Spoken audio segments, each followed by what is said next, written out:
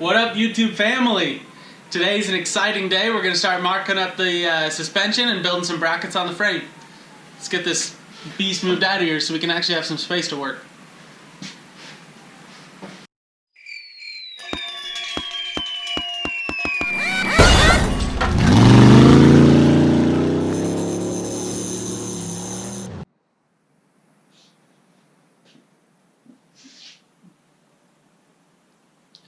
Alright, so now that we got some space to work in, I'm going to set the frame up as level as I can get it, at pretty much right height, as close as I can get it with what I got, and then get the axle centered in the wheel wells, get it centered on the frame, and then start looking at where I want my links to go. I'm hoping to triangulate it as much as I can, but I'm also not trying to create more work for myself because I don't have an engine in here yet. I don't have shocks. I don't know exactly how everything else is going to line up. So I'm going to keep it moderate, but do as long arms as I can, get as much triangulation out of it as I can, and make sure everything articulates properly. So stay tuned.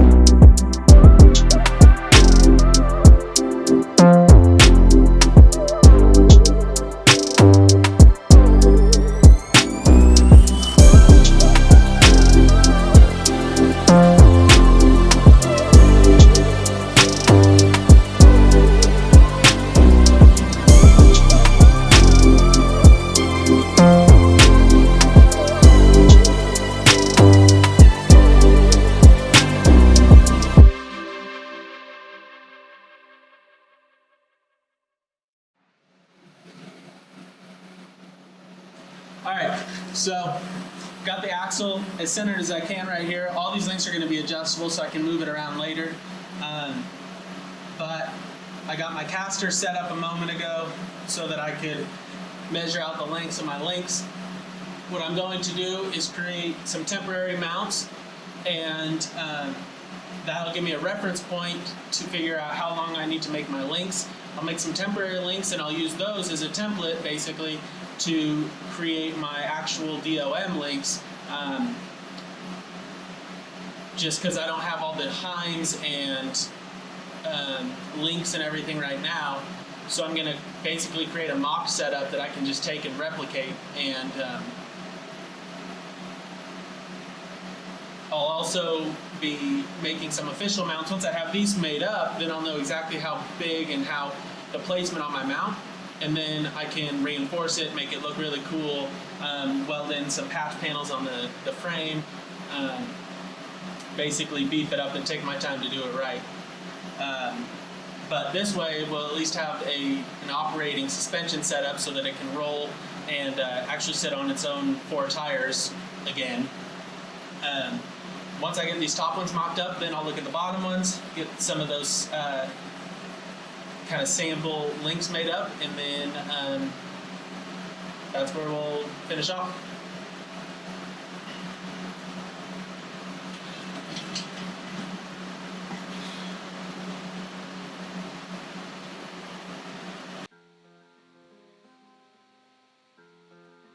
First thing I'm going to finish up here is adding some strength and support to the inside of the frame rails.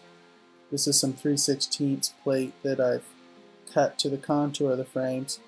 I'm going to be drilling some holes in them so I can add some center plug welds just to give it a little more kind of contact area.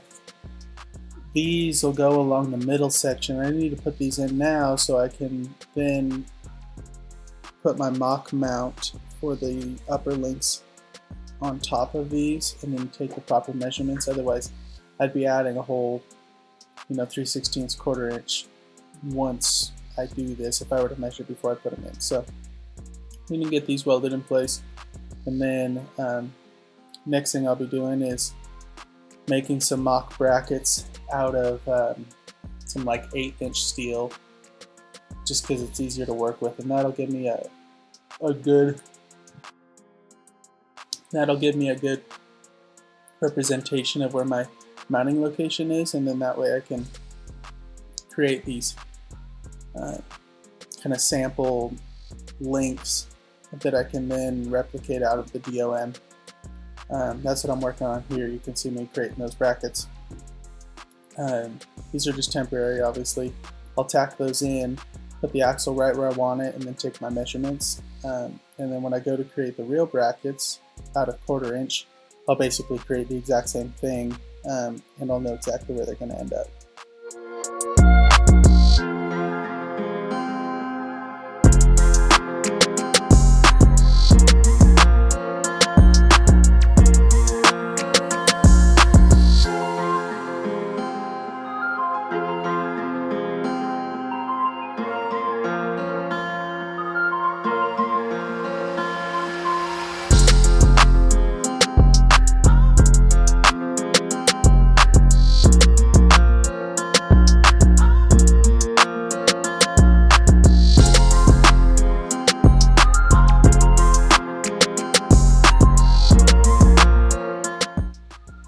You'll see there I've only created a single shear bracket, not a double shear like I will in the end, just because this is only a representation. It's not going to be the actual bracket. Now I'm taking the 2 ends that I cut off. So I took the stock upper control arm, cut the 2 ends off of it, and then I'm just welding this larger pipe on the in between the 2 links. Once I have that welded or tack welded, that'll give me the exact locations and angles and everything of my mounting points, which I'll then replicate with the official links once I get those made up.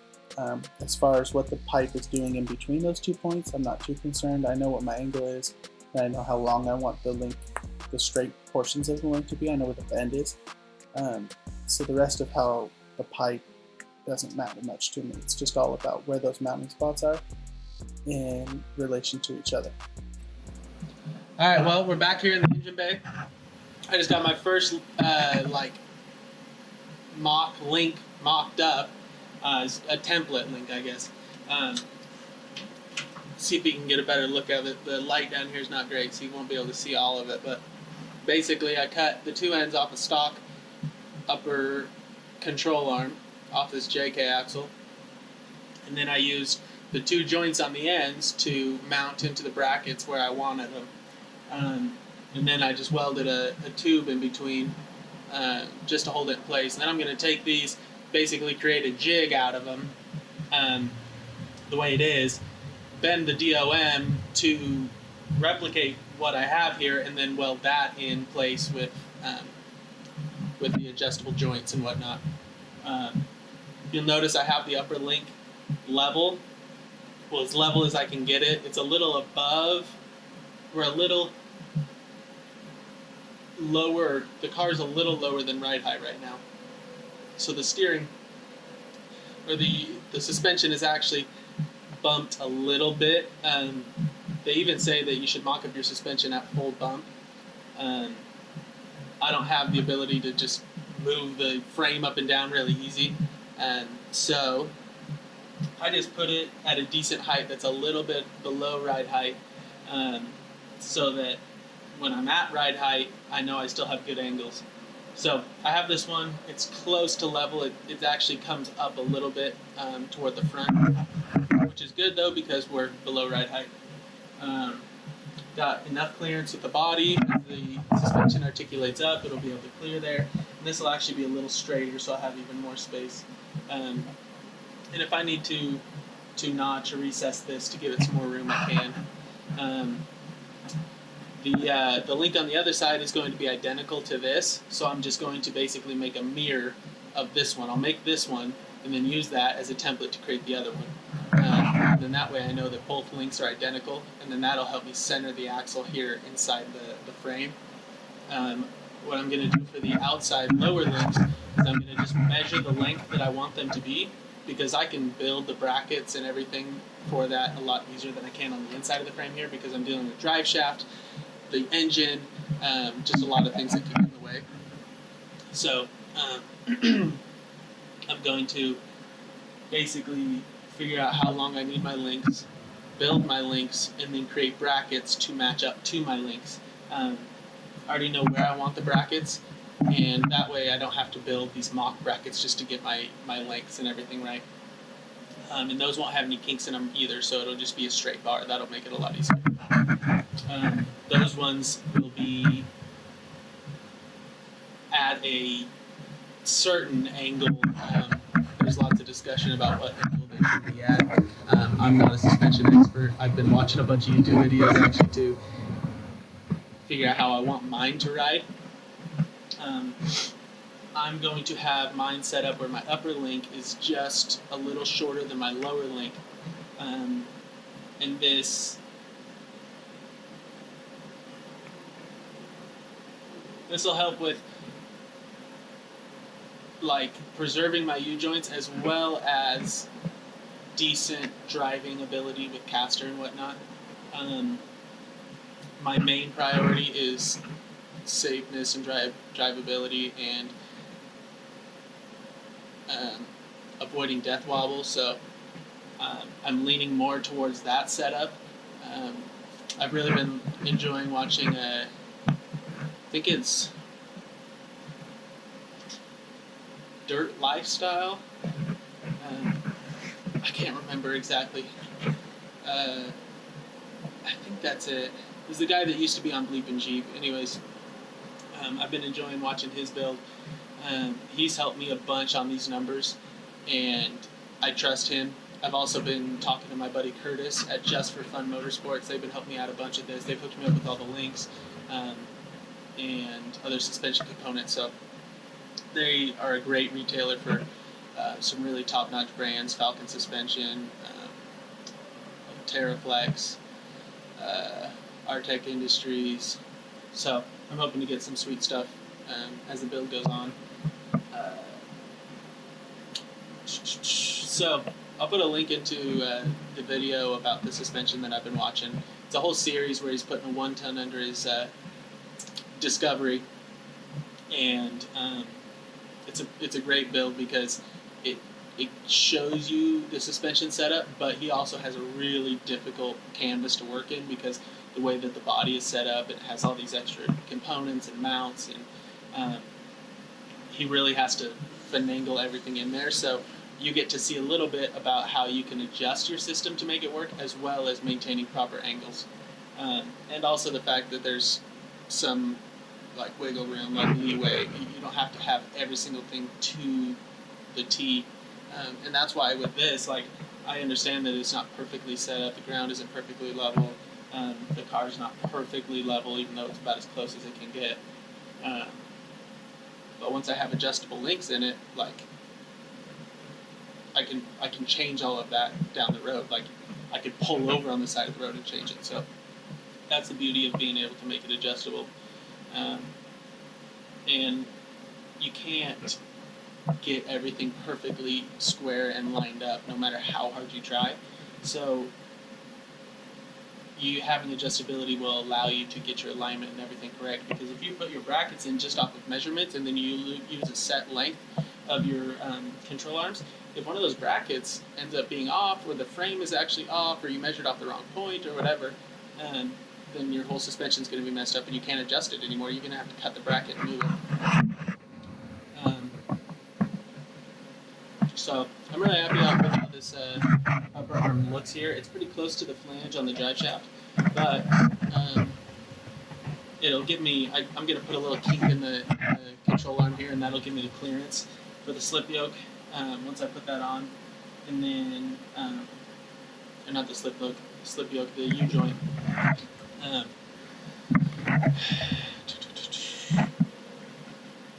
So I'm going to measure for my lower control arms, take down all the measurements I need, and then next time we'll be back, we'll be cutting up these arms and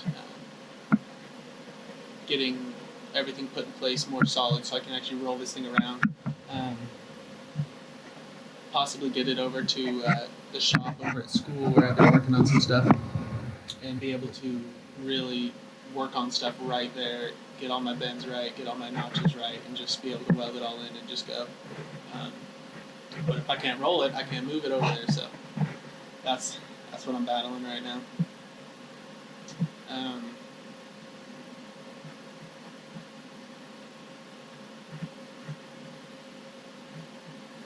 Man, I'm excited. This is sick. This is looking really good.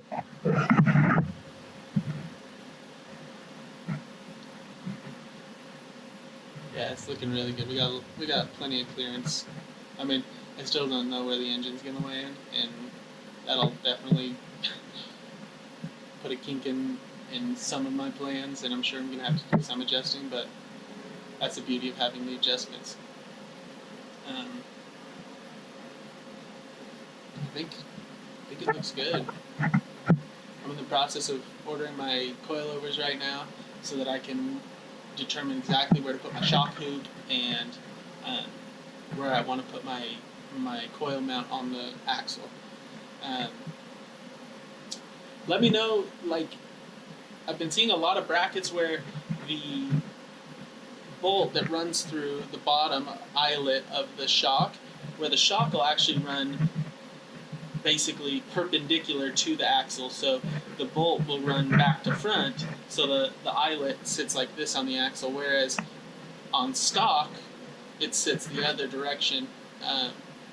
Is there like a preference for that, or is one stronger than the other? Is one going to wear out my ball joints on my shocks more? So if you guys have any insight into that, please let me know. I'm going to probably mount my shock directly over the axle just to give it the most strength possible. That way I don't have a bracket hanging off the end that could break. And I got plenty of room because I don't have coil springs, and tire clearance is massive. So should have plenty of real estate. So we'll be back here in the engine bay next episode. Stay tuned. Someday this little area where I'm sitting will be filled with a sick engine. Something that'll set this thing apart and really put the suspension to good use. Here are some still images of me cutting and bending those upper control arms. You see there I've just completely mirrored what the angle is, and then both sides are parallel to each other.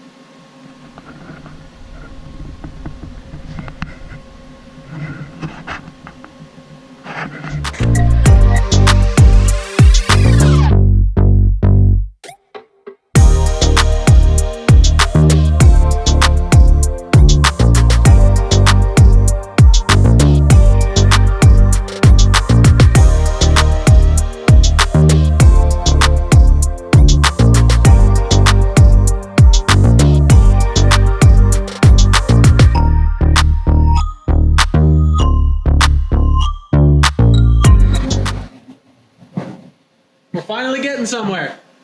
We're making some progress, finally.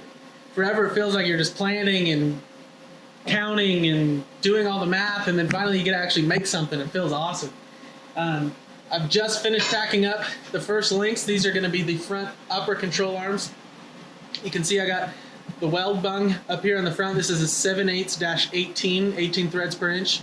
And then I'm reusing the stock JK axle side mounts. These are going to use the original bushings on the axle. So I've removed the stock arm, and I'm in the process of welding this 1.5 inch by quarter wall DOM to it. I've just tacked it for the time being. I'm going to get everything in the car lined up, mocked up, to make sure everything's right before I fully burn it in. But this is strong enough to hold quite a bit of pressure, so I'll leave it like this till we can get the bottoms done. We'll get it all in the car and see how it sits. Stay tuned.